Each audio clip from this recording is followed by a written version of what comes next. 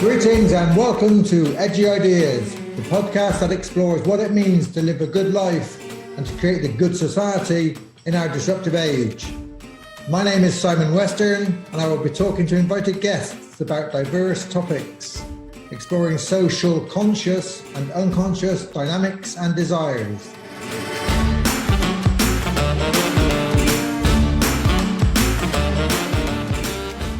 Hello and welcome to this edition of Edgy Ideas. Today I'm delighted to have a special guest, Olya Khaleelee.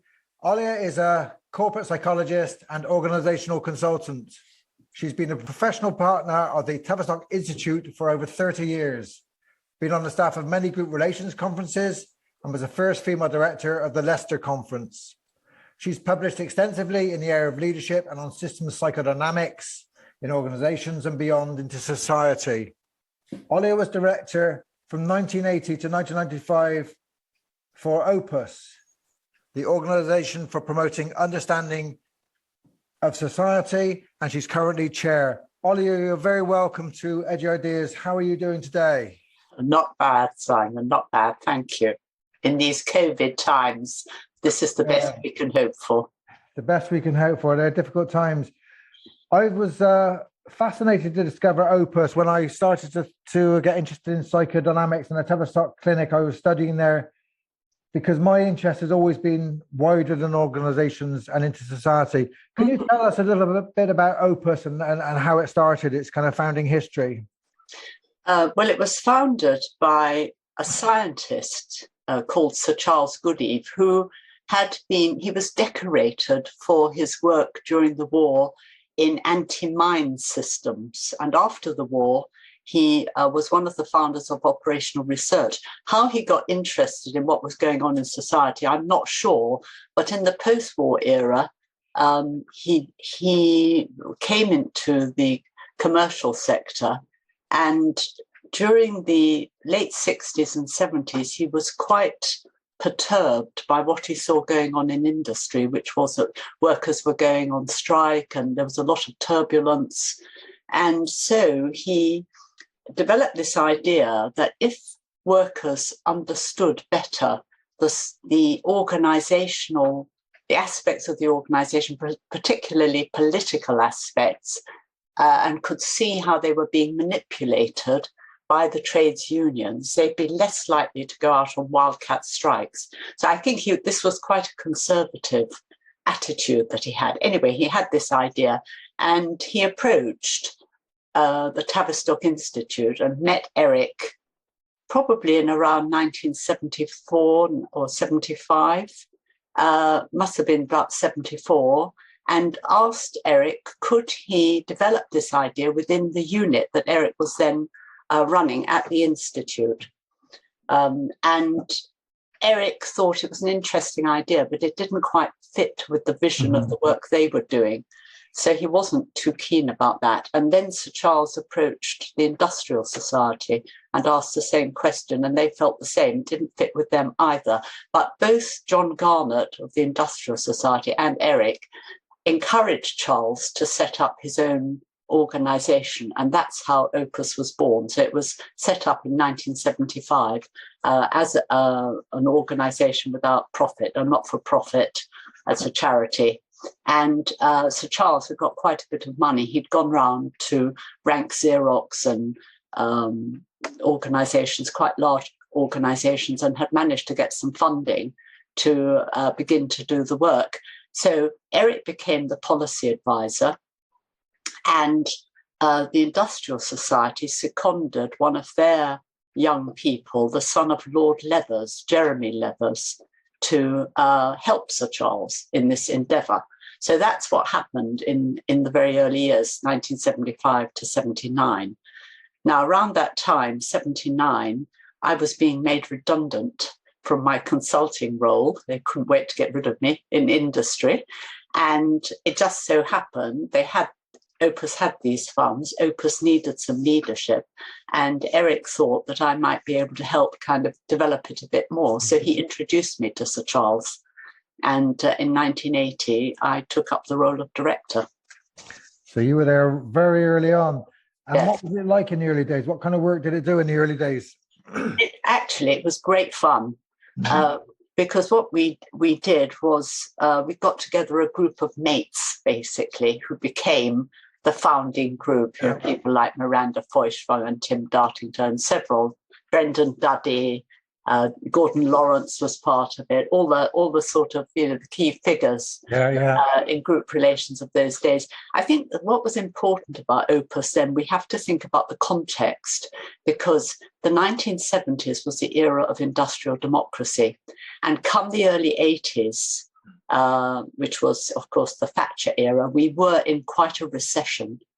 So the early preoccupations of Opus, the early courses that were offered, were all focused around work. Things like, can we make our organisation a better place to work in, or stress at work, or am I doing the best job I can? We put on all sorts of little courses and began to do things, you know, educationally, and also issues around unemployment.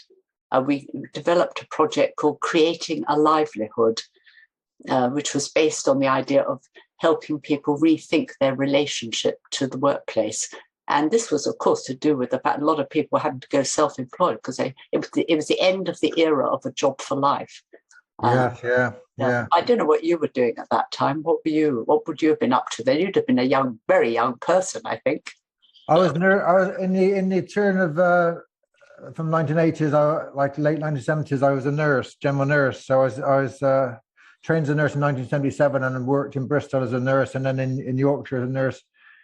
And it was all the miners' strike, Thatcherism, mass unemployment up in the north. You know, I kind of experienced all that kind of industrial turmoil, very political times, very kind of angry. Decimated at Manchester and Liverpool, decimated cities. I worked in Liverpool the later half of the 1980s, and absolutely decimated by this collapse of industry, really. Absolutely. And we, in fact, were commissioned by a charity called Work and Society. They commissioned us to do some work in West Yorkshire. It was called the West Yorkshire Talkabout. I've still got the tapes of it, actually. And we interviewed pilot groups of mums and dads and school children and ethnic minorities and the unemployed. And they had very, very clear ideas then that, you know, if you weren't working, if you as a bloke weren't working, you weren't a real man. So you're not a real man without a job. So there was tremendous rage and impotence, and people feeling they'd lost their masculinity. And of course, those were very traditional days. We don't think like that now, but they certainly thought like that then. Yeah. So. Yeah, I mean, in the mid 1980s, I took 3 years off to be a single parent, and that was, like you say, it was like family, friends, like, what are you doing? Like, you know, men must work. It was like, you know, men don't stay home and look after the children. Men work, and, like, you know, without work, you've got no identity. It was a very, countercultural thing to do. Absolutely. And what made you do that? I know you're a maverick, Simon, and you always go against the trend, but what was the push factor for that? Well, I separated from my son Finn's mother. We separated during the pregnancy, and we kind of decided to co-parent, and we were very good friends, and we co-parented the first year, and then one of us was going to go back to work, and we had a discussion, and his mother decided to go back to work, and I was very happy. I thought I'd stay at home and have 6 months with the baby and bond with him, and then I get bored, but I didn't get bored. I absolutely loved it, and I just kind of I think those 3.5 years as a single dad were probably the happiest of my life. It was just wonderful, just really creative time. So I just really enjoyed it, and we just had an agreement together, and we co-parented during that time. But I was the one who didn't work and minded him, and I was going into mother and toddler groups and getting very strange looks. Like I was a bit of a punk rocker at the time as well, so I kind of wanted those haircuts and stuff, and it was maverick is a good word. Yes, I'm sure the mums loved you. Well, it is interesting that talk about society dynamics. It was like you got kind of different responses. You got 3 responses. You got kind of loved and at one level, you got mothered at another level, which was quite painful, and you got really kind of like, you're in the wrong space, like this man should not be in this space. You got really kind of Yes, Cold shouldered at the other level. So you've got kind of three different responses, but very interesting in terms of society and gender roles and stuff, Yeah, absolutely fascinating. No, it's really interesting. So yes, so we did that. And the other thing we did in the early days, which I thought was really fascinating, we happened to know the governor of Wormwood Scrubs, right, who was an early member of OPUS, and he enabled us to go into Wormwood Scrubs and do a project of the meaning of prison for society. And so we went in and we interviewed, apart from the governor whom we knew, we interviewed the assistant governors and the prison officers and the guys who had the dogs and also some of the prisoners. So I landed up in the cell of a murderer, interviewing him about his experience of being in prison. And that was absolutely fascinating.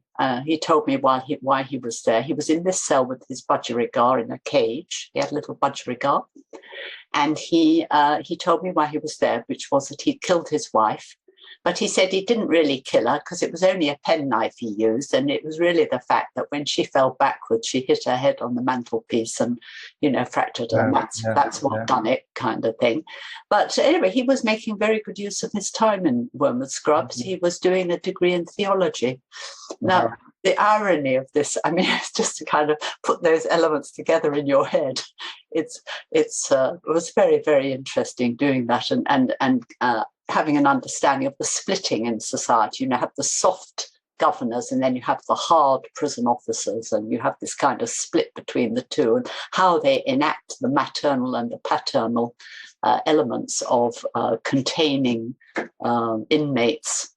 Yes. Very fascinating. I recall reading something. You published that work, did you? Because I recall reading something around the prisons. Very powerful and very insightful. Yeah. Yes. What we did in the early days, well, not so early days, for the first 10 years, we published, well, Eric and I really wrote it, a quarterly bulletin. And we published all this in this quarterly bulletin. And we did, I think, in the end, about 30 of them.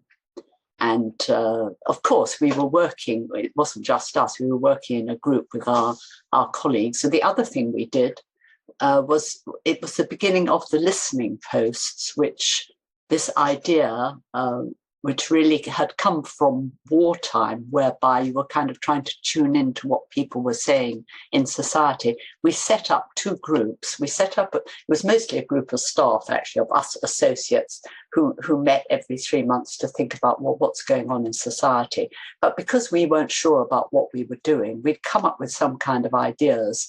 And then we had another group of very mixed people, of ordinary people, like unemployed and, different, representing different aspects of society. And we tried to check out these ideas with them. What did they think about this? I mean, were we talking rubbish? Well, were we just missing out certain angles? What did they feel about what we were saying? And then we published that in the bulletin as well. So that was the early days of listening posts. And then eventually, that second group, whom we were testing our ideas out against, they became a listening post in themselves, and they began to meet regularly. That's how the listening post started. So, and we had several. We had one in Scotland as well at some point. But the person who really took that forward was my successor in the job, which was Sional Stapley, who really developed them internationally. And now we've got about 25 or 30 listening posts all around the world, meeting 2 or 3 times a year to look at what's going on both in their own societies and globally. And during COVID, of course, it's been very interesting because these groups were face-to-face groups originally. They all met. Now they're all online. And the minute they went online, they absolutely rocketed up in numbers. So normally we have about a maximum of 25 people per listening post. So that gives time for people to kind of talk together and think together. But during the COVID time, the demand was very, very high because people were so isolated and, so disturbed by what was going on in society. Absolutely. Olya, where does psychoanalysis and the unconscious fit into OPUS and your work? And can you say something about that? Yes. Well, I don't think psychoanalysis certainly wasn't part of Sir Charles's mindset. I think this came from Eric, really. I think Eric introduced the system psychodynamic way of thinking about things. I think he was very taken by this idea, or the question really, does society have an unconscious? I mean, if you can think about unconscious processes at the individual, group and organisational levels, can you think about it at the societal level? And he and I wrote a paper in 1985 entitled Society as an Intelligible Field of Study, in which we tried, what we did was we gathered together all these listening post reports that we had, and we tried to see how this wove its way through what was going on in society. Could we say anything about it from an unconscious system psychodynamic perspective? And I think we had, well, it wasn't a bad shot, actually. We did, Nice. we wrote something fairly coherent about it. Yeah, I mean, I think today the idea of society having an unconscious is much more engaged with. I mean, when we think about populist politics and we see what's going on around us, you can actually almost visibly see the unconscious at work, can't you? You can see it playing out. You can. I mean, the other aspect of our focus was, of course, on the citizen, because this idea taken from Sir Charles, which was, if the worker understood better how they were being manipulated, they'd be less likely to go out on strike. We took to another level, which was, can we help the citizen use their own authority more effectively, right? So we took it to the societal level, thinking about the citizen, not about the worker. And I think that has been actually a very useful concept, because it also embodies the idea of the citizen being a citizen of their organisation, not just of society. That when we work in an organisation, we're not just employees or subcontracted or whatever. We actually have some other role, which is dormant, which is we're a citizen, and collectively we shape our organisation. So I think he took that notion, which we'd already used in industry in 1975, when he and I worked together. We used that notion and implemented it in consultancy work. He took that out and made it bigger, to think about, what happens to our citizen roles in society. And this idea that whether you are active as a citizen or not, we still collectively shape the society we live in. So we live with what we've shaped, whether we like it or not, I mean, that's very interesting. I just written a book chapter I was invited to write a book chapter on the health service and well, not on the health service in the UK, international health. And it really, like my experience as a nurse and a psychiatrist was that when you become a patient, you get stripped of your citizenship. You become a dependent person and you lose your voice. And it's a very kind of expert-led field. And my whole kind of essay was about really how we need to develop a citizen patient, how you have to retain your authority and have a much greater say in your care, and at the moment this kind of idea of kind of top-down medicine is really not doing the work it needs to do. The public has to take more responsibility, get more engaged at community levels, at individual levels, and kind of shift this. But that idea of citizens is essential to that idea. So I think that's very helpful. It's interesting. In fact, a friend of mine who's a doctor has recently also become a patient because she wasn't very well. And, she talked to me about what an interesting experience it is to be on the other side, and it's very much relating to what you're saying, actually, that you feel, she said it's been quite salutary, actually, to have that experience, to know what it feels like to be a patient as well as to be a doctor. So, yes, that sense of citizenship, I think, is important. But the problem is that there are these kind of underlying dependency feelings, aren't there? So when you're not very well, all this vulnerability rises to the surface, and you really are looking for, your citizenship self is kind of sinks a bit, because you're really wanting to be nurtured in some way or taken care of. Yeah, no, I mean, I write about it, and to the extent that when you're in surgery, you do hand over your citizenship, you hand over, you become completely dependent, and rightly so.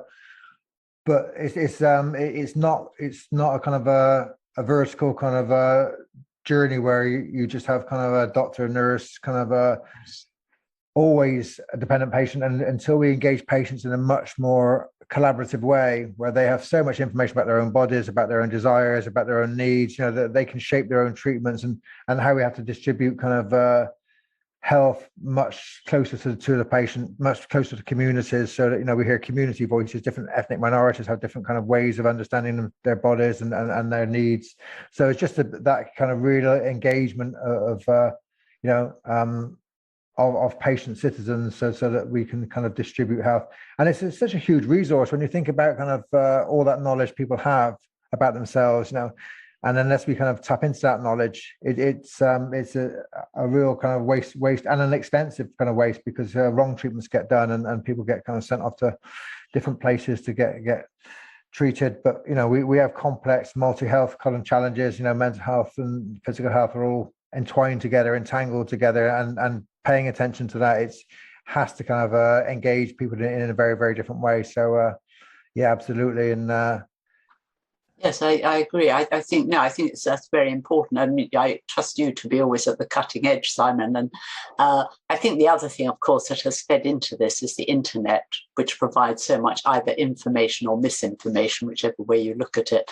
And I think it has helped people, and also the era we're in, which is the post World War II era, whereby people are much more challenging of authority than they used to be. In post-dependency. It's the post-dependency era, isn't it, really? And then there's the other side of that, which we're seeing with the anti-vaxxers, if you like, that they're using another lot of information to make their decisions. So it has consequences as well. But yes, in principle, I'm all in favour of encouraging people to use their authority. Also, particularly, we're living in increasingly authoritarian times. I mean, we're living in worrying times. If we look at what's happening across Europe, well, not just Europe, but the mobilisation of a different kind of leadership in today's world.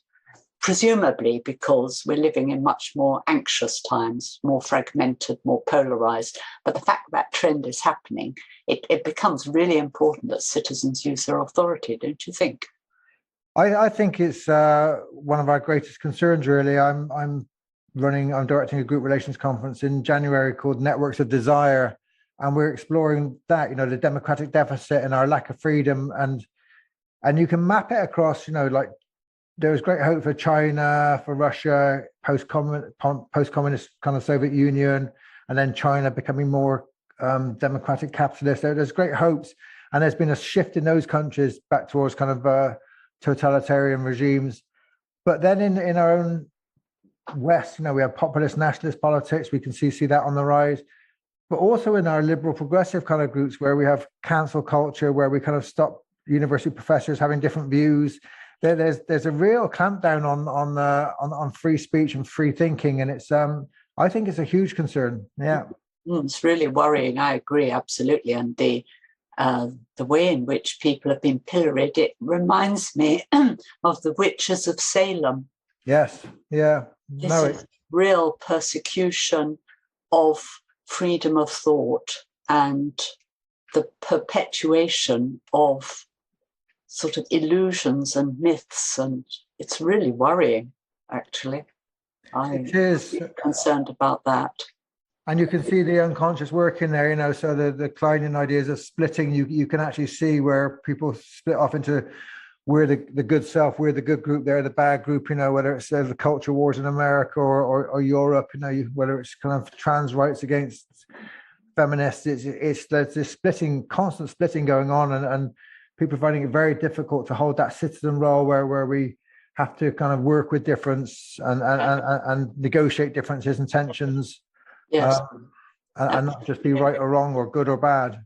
Absolutely. Well, I think generally, if we use the Kleinian thought, we're in a kind of paranoid schizoid state of mind, aren't we? We aren't in a sort of depressive position where you're looking at shades of grey and negotiating between shades of grey and debating the differences. When you're so polarized, if you're not with me, you're against me. Yeah. There's no debate. I know I'm right and I know you're wrong, and ditto for you. So yes, it is very concerning, and I'm just hoping it will eventually swing back the other way. But how that's going to happen, I don't know. Only by helping people perhaps really take up their citizen roles and think about what they're doing. Does OPUS have a kind of mission around that project? Does it see itself as a research body now? I mean, is it going through changes? What's happening to it? Is it promoting citizenship? Is it just examining what's happening and reporting back? Yes, very much so. I mean, the vision of OPUS is to help the citizen use their authority more effectively. Mm-hmm. Yeah, and enabling. That's a kind of our one sentence vision, if you like. So we try and enact that in various ways. And over the last year, especially with COVID and having to go online, OPUS, I mean, it's an odd thing to say, it actually has blossomed. Yeah, We've put on a lot of events. We've had a lot of listening posts. We've put on a lot of, we've had book launches. We've brought together people to kind of discuss what's going on in society. We had a fascinating group relations conference about 6 weeks ago, which was totally co-created. I've never participated in something as unusual as that. There was no director, there was no directorate. The staff co-created the conference, and then they invited the members who'd already registered to have a pre-conference meeting to help get them to co-create it as well. And then the entire conference, I mean, as a group relations conference, it was like nothing I've ever been in before. But from the point of view of citizenship, it was fantastic because people had to use their own authority. There was no authority to rebel against because there wasn't an authority. It was very much like today's internet world. It was sibling authority, very horizontal, very flat structure. And what people learned from it, I don't know. I'd love to have some feedback on it, but the staff had a great time with no director. Well, yeah. I mean, it's interesting. I mean, one of my big interests has been social movements, and as a young man, I identified as an anarchist, but I was very interested in leaderless groups and challenging authority, and but very quickly learned that leaderless groups are that power does exist, that there's kind of informal power, and there's power grabs, and there's kind of they can become very toxic. And even recently, I studied the Occupy movement. I went to did a research paper and studied the Occupy movement, and of course, they really identify as being leaderless. But you see leadership everywhere, and then you see good and bad leadership. It's just not position power. So even in this group relations conference, I'm sure that kind of leadership was everywhere. But it's just how does it work without kind of position power? And it's very, very interesting. It's interesting. I think that the main issue with it that I think we all felt it was how long it takes, if you're going to work really democratically, how long it takes to come to thought through decisions if you don't do it with what was seen as the kind of the paternalistic hierarchical structure. But there are swings and roundabouts with it, because I think overall, with leaderless groups like that, the research indicates that they tend to be much more satisfied as individuals with what is going on in the group and their own contribution to it, compared to working within a hierarchical structure. Because one thing's for sure, everyone has their say, and decision making is joint, and it does seem to work. But my goodness, it takes forever. That's yeah.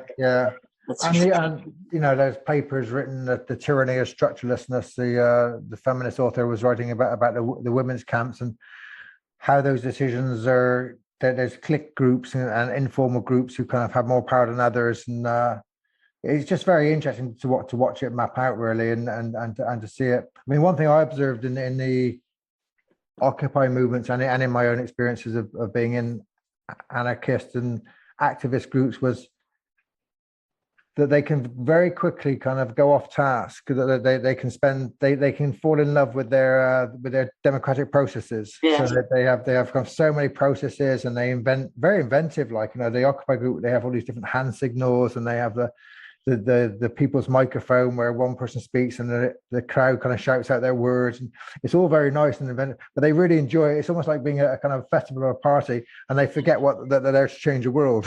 It's quite absolutely. Yeah, that sounds fascinating.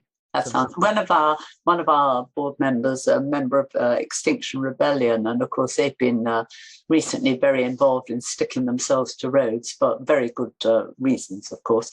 But so I've been hearing a bit about this. It's very fascinating how you actually mobilise to bring about social change. Yeah. I think they feel they've been quite successful. But I think these dynamics about how you manage yourself in role, which you've been alluding to with the Occupy movement, I think that's very true for them as well. And yes, well, we would expect it. Yeah. And I think, I think OPUS has a huge contribution to make, because it is flourishing, and these times, I think we do have to explore different ways of understanding democracy. I think, I think that the current ways of voting and democracy in the West has left a lot of people feeling outside, which is why they go to populist politicians, which is why they feel left behind, they feel voiceless. So we do have to think about new ways of understanding citizenship and understanding that engagement, and I think your work is really, really important. Yeah, they're helping people find their voice. Yeah.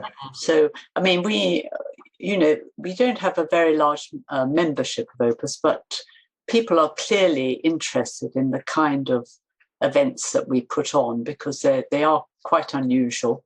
And I think it does help them to use their voice. They have lots of opportunities to begin to try out using their voice. And I think that can be quite a confidence building experience for the individual who participates. And we don't do it for that reason, but gradually it becomes like a sort of, not exactly a family, but it has a bit of a family feel.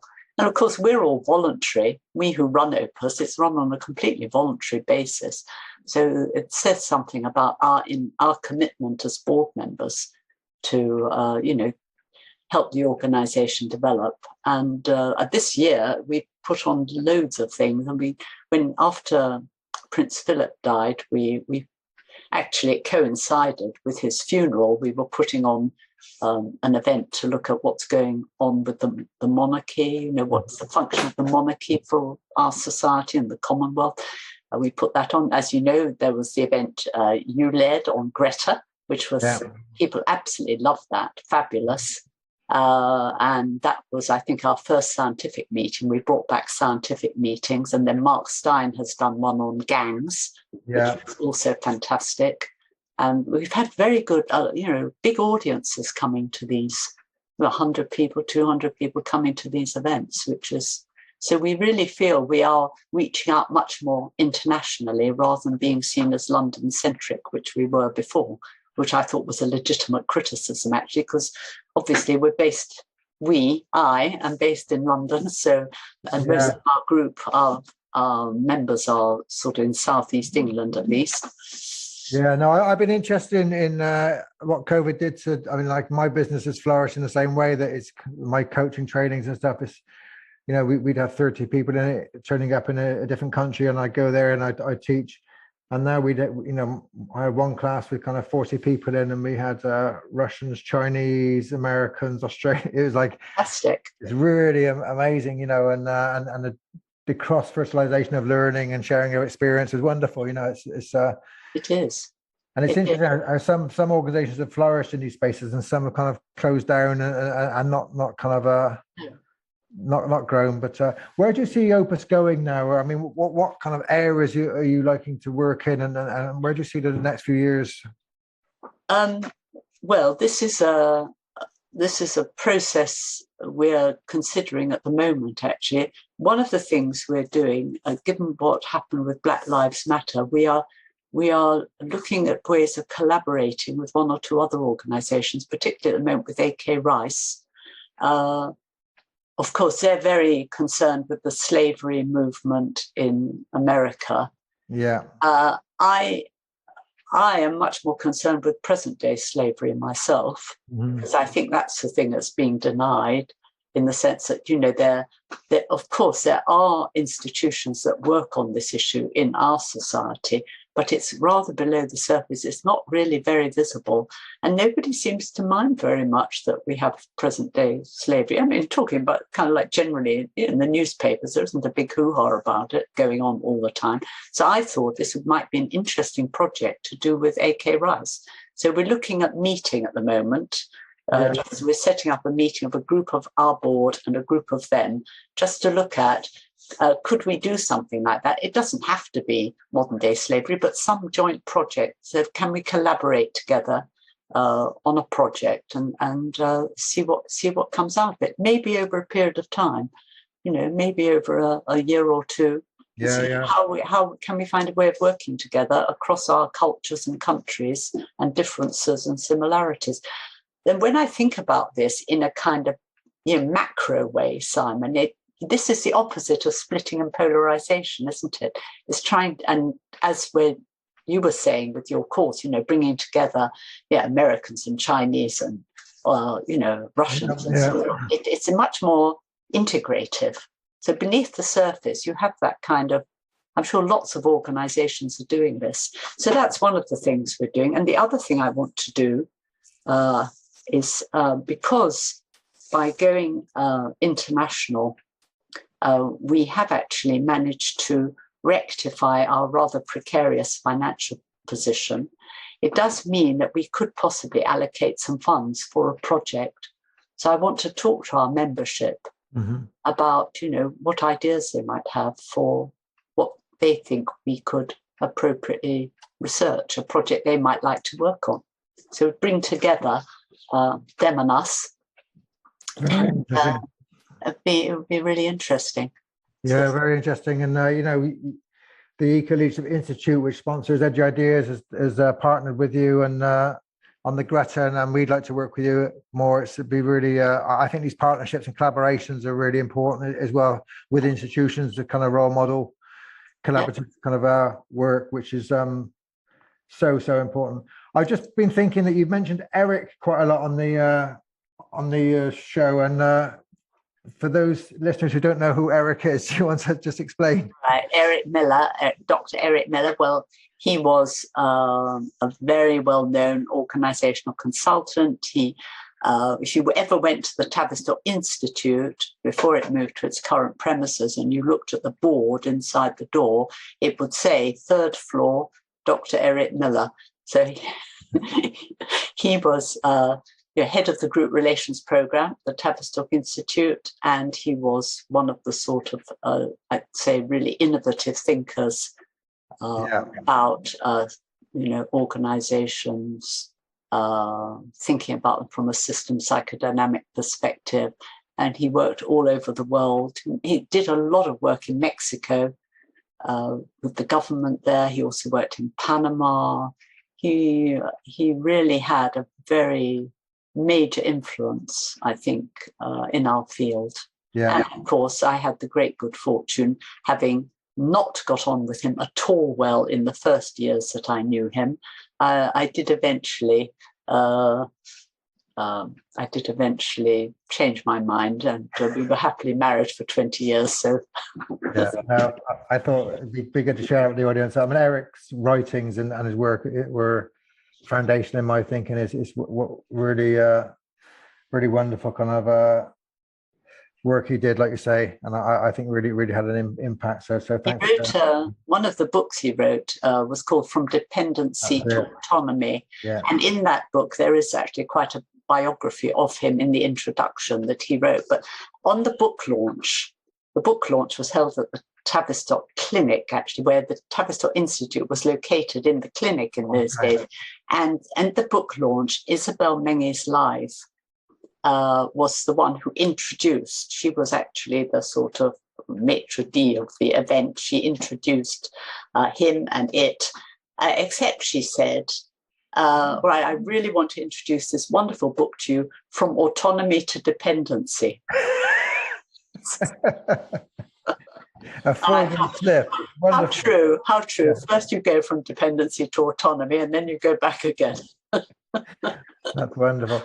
Olya, listen, it's been lovely talking to you. I ask all my guests a question at the end of the show. So I'm going to ask you, have you any thoughts on what it takes to live a good life and create a good society? With all the work you've done, I'm sure you've got some thoughts. I think, yes, work on your inner conflicts, because if you can reduce the kind of conflicts inside yourself, you will be a happier person. That is the first thing. The second thing is, whatever work you do work that you feel passion for. You need to be passionate about what you do in life, because this is where your life force goes. And that means doing work that is a good fit for your personality, whether you're employed or self-employed, whether you're a conformist or a maverick, however, whatever you are, put your passion into your work as well as into your family life, and you will be a happy person and you will help to create a happier world. Wise words, Olya, and clearly you've been passionate about OPUS and all the work you've done, and keep it going. It's really wonderful work, so thank you very much indeed. Thank you, Simon. Lovely talking to you, and good luck with your work as well, which, as we know, is edgy. Thank you very much. Bye-bye. Okay, bye-bye. Thank you all for listening to Edgy Ideas podcast this year. We've had some wonderful guests, and I'd like to thank them all. And thank you all as an audience for listening and sending messages. We've had great numbers this year, so thank you for your generosity and engagement. Next year, there'll be more Edgy Ideas podcasts. We're sponsored by the Leicester Institute. And if you'd like to partake in some of our webinars, we have an active community of practice. Many of our podcast guests will be appearing on our webinars. You can engage with them live. To do so, go to www.eco-leadership.institute. If you go to events, you'll see our membership to sign up and be part of this edgy community of practice. Have a great holiday season all, and be with you next year.